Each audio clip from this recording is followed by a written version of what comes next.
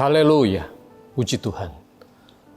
Selamat malam Bapak Ibu yang terkasih di dalam Tuhan Yesus Kristus. Malam hari ini kita bertemu kembali di dalam acara Renungan 79. Puji Tuhan, mari Bapak Ibu kita akan buka dalam Alkitab kita yang terdapat di dalam Roma 3 ayat 9 sampai 18. Firman Tuhan berkata demikian. Jadi bagaimana? Adakah kita mempunyai kelebihan daripada orang lain? Sama sekali tidak. Sebab di atas telah kita tuduh, baik orang Yahudi maupun orang Yunani, bahwa mereka semua ada di bawah kuasa dosa. Seperti ada tertulis, tidak ada yang benar, seorang pun tidak. Tidak ada seorang pun yang berakal budi, tidak ada seorang pun yang mencari Allah. Semua orang telah menyeleweng, mereka semua tidak berguna, tidak ada yang berbuat baik, seorang pun tidak. Kerongkongan mereka seperti kubur yang ternganga, lidah mereka merayu-rayu, bibir mereka mengandung bisa, mulut mereka penuh dengan sumpah serapah, kaki mereka cepat untuk menumpahkan darah, keruntuhan dan kebinasaan mereka tinggalkan di jalan mereka, dan jalan damai tidak mereka kenal. Rasa takut kepada Allah tidak ada pada orang itu. Puji Tuhan. Bapak Ibu yang dikasihi oleh Tuhan, tema malam hari ini saya beri judul Semua Manusia Adalah Orang Berdosa. Ya, sesuai dengan perikop yang ada di dalam Kitab Roma ayat 3 ini, semua manusia adalah orang berdosa. Tadi sudah kita baca bahwa ayat 10 mengatakan, seperti ada tertulis, tidak ada yang benar, seorang pun tidak. Nah, malam hari ini mungkin Bapak Ibu sudah sering mendengar tentang khotbah tentang dosa, ya.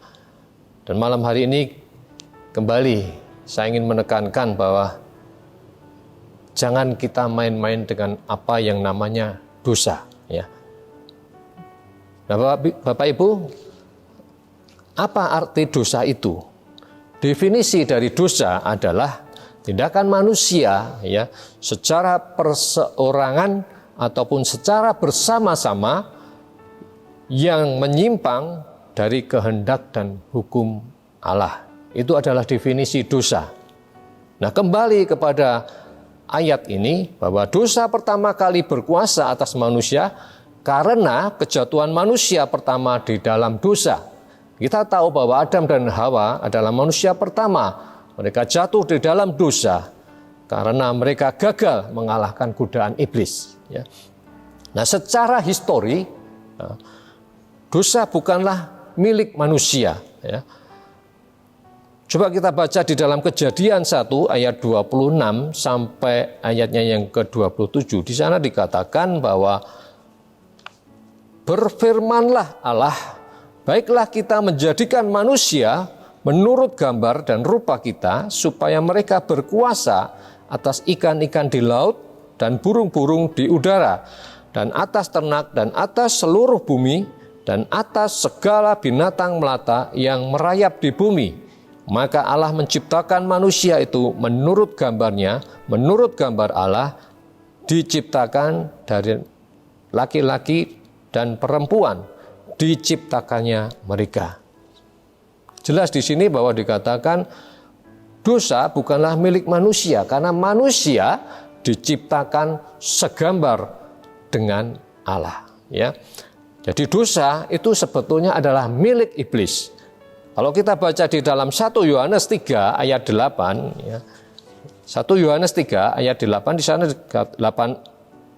di sana dikatakan, barang siapa yang tetap berbuat dosa berasal dari iblis, sebab iblis berbuat dosa dari mulanya. Ya. Juga kita bisa baca di dalam Yohanes 8 ayat 44, di sana dikatakan juga bahwa iblislah yang menjadi bapamu dan kamu ingin melakukan keinginan bapamu. Ia adalah pembunuh manusia sejak semula dan tidak hidup dalam kebenaran, sebab di dalam Dia tidak ada kebenaran. Sekali lagi bahwa dosa bukanlah milik manusia, tapi dosa adalah milik iblis, ya, atau yang dikenal dengan nama Lucifer.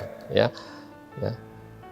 Ia adalah malaikat yang sombong, ya, yang terusir dari surga bersama para pengikutnya. Kalau kita baca di dalam Yesaya 14 ayat 13 sampai 14, di sana dengan jelas dikatakan bahwa Lucifer adalah malaikat yang sombong, yang ingin membuat dirinya sama seperti Allah, sehingga kejatuhannya iblis dicampakkan oleh Tuhan ke dalam dunia ini. Ya. Oleh sebab itu di dalam Yehezkiel 28 ayat 14 sampai 16, di sana pun dengan jelas dikatakan bahwa kejatuhan iblis karena kesombongan iblis itu sendiri, Lucifer itu sendiri, sehingga Lucifer atau iblis itu dicampakkan Tuhan ke dalam dunia. Maka ketika ia ada di dalam dunia, ia menggoda manusia untuk melakukan dosa agar manusia menjadi pribadi yang berdosa, ya, di bawah kendalinya. Ya. Dan di hari penghakiman nanti manusia akan mendapat hukuman yang kekal bersama-sama dengannya, yang juga beroleh kebinasaan kekal. Dengan kata lain, bahwa iblis tidak sendiri menjadi penghuni neraka. Ya. Puji Tuhan. Kembali kepada dosa manusia tadi, ya. Nah, dosa atau ketidaktaatan manusia terhadap perintah Tuhan akan berujung kepada kebinasaan. Ya. Kalau tadi kita baca bahwa ayat yang 10, tidak ada yang benar seorang pun tidak. Itu artinya bahwa setiap manusia tidak ada yang benar di hadapan Tuhan, karena mereka sudah berbuat dosa. Ya. Nah, di dalam Roma 6 ayat 23, di sana juga dikatakan bahwa disebutkan sebab upah dosa ialah maut. Ya. Manusia telah berdosa dan kehilangan kemuliaan Allah. Itu juga terdapat di dalam kitab Roma 3 ayatnya yang ke-23. Terpisah dengan Tuhan dan berujung pada penghukuman yang kekal. Nah, di dalam Alkitab tidak ditegaskan, ya, pemisahan antara dosa besar maupun dosa kecil. Ya. Sebab kedua-duanya sama. Tidak ada dosa besar, tidak ada dosa kecil. Yakni bertentangan dengan firman Tuhan. Ya. Kita melakukan dosa artinya kita melakukan hal yang bertentangan dengan firman Tuhan. Tapi ada satu pertanyaan, ya, yang mungkin Bapak Ibu belum pernah mendengar. Ya. Dikatakan bahwa ada dosa yang tidak mendatangkan maut. Ya. Kalau tadi dijelaskan di sini bahwa upah dosa adalah maut. Ya, sudah jelas, sudah pasti bahwa orang yang berdosa pasti akan mendapat hukuman, yaitu maut. Ya.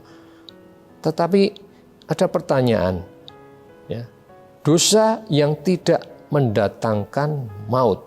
Kalau kita baca di dalam 1 Yohanes 5 ayat 16 sampai ya, ayatnya yang ke-17, ya, kita melihat pertanyaan itu ada di sana. Ya.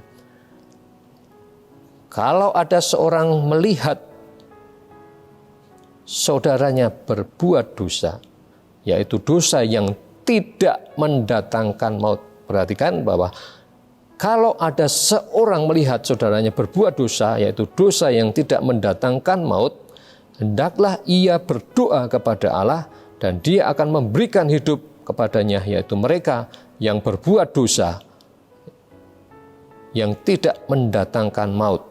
Ada dosa yang mendatangkan maut, tentang itu tidak kukatakan bahwa ia harus berdoa. Semua kejahatan adalah dosa, tetapi ada dosa yang tidak mendatangkan maut. Ya, ini pertanyaan yang tadi mungkin belum pernah kita dengar. Ya, ada dosa yang tidak mendatangkan maut. Ada dosa yang mendatangkan maut. Ya, dosa yang mendatangkan maut, yakni dosa menghujat Roh Kudus. Ya.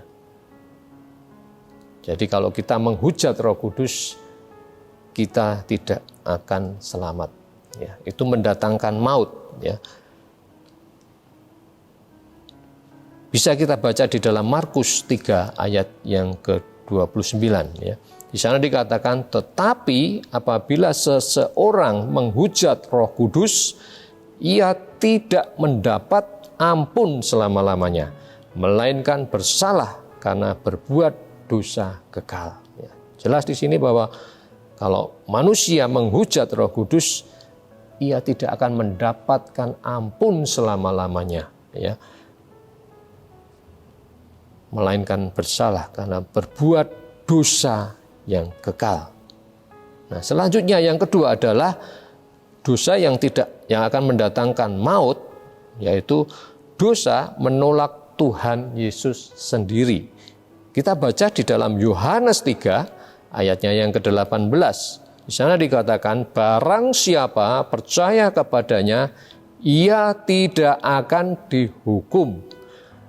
Barang siapa tidak percaya, ia telah berada di bawah hukuman, sebab ia tidak percaya di dalam nama Anak Tunggal Allah. Ya.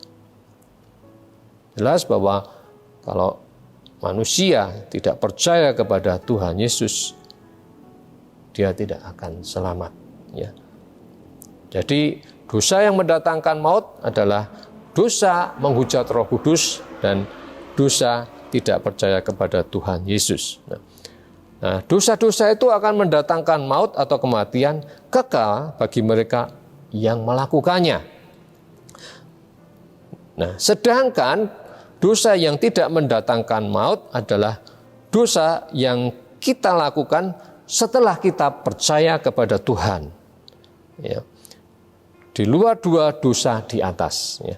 Jadi kita sudah percaya kepada Tuhan, ya, kita melakukan dosa, maka itu tidak akan mendatangkan maut, asalkan tetapi dengan catatan bahwa kita harus mengakui dosa-dosa kita, lalu bertobat dan meninggalkan dosa-dosa tersebut.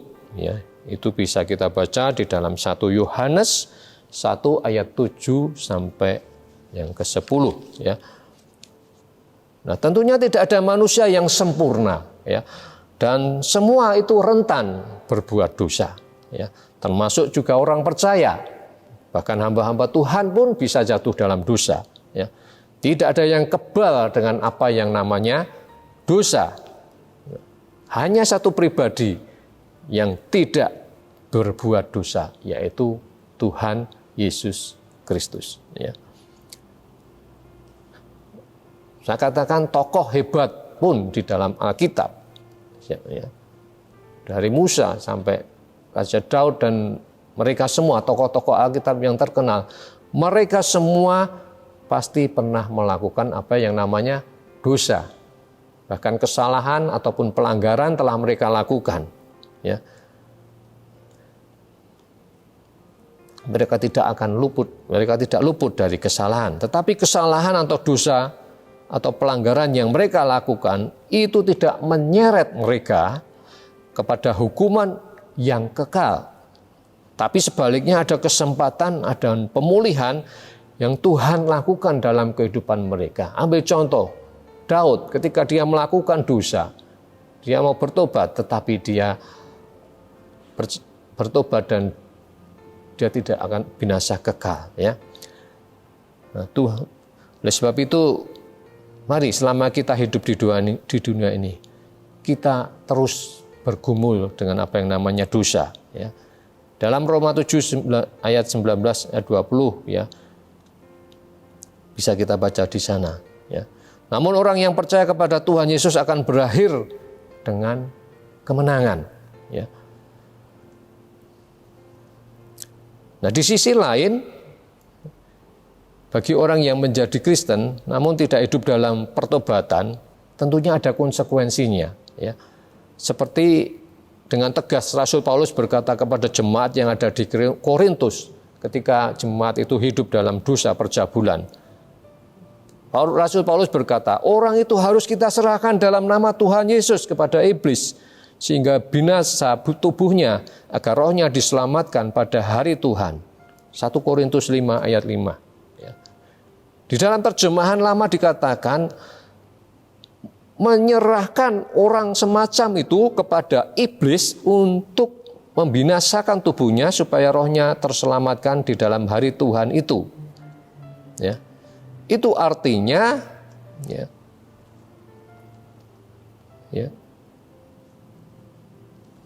Bapak tuh artinya gereja harus mengucilkannya dari persekutuan gereja, termasuk dalam pelayanan dan ibadah. Ya. Agar orang itu oleh izin Tuhan dibinasakan tubuhnya oleh iblis, tetapi rohnya tidak dibinasakan olehnya, melainkan beroleh keselamatan. Ini salah satu termasuk dosa yang tidak mendatangkan maut. Ya.